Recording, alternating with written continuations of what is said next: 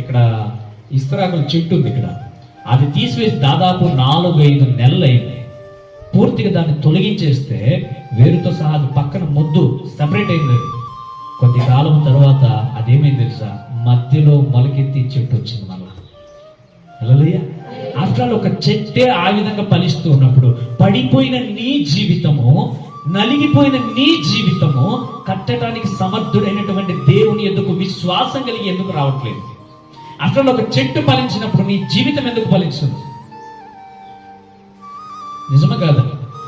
ఫలించకపోవడానికి గల కారణం ఏంటంటే మదిలో దేవుని వాక్యం లేకపోవడం, దేవుని వాక్యాన్ని స్థిరపరచకపోవడం, ఆజ్ఞలను అనుసరించకపోవడం.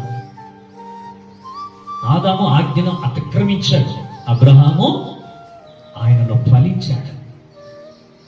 వాళ్ళిద్దరికి వ్యత్యాసం ఎంత ఉందో.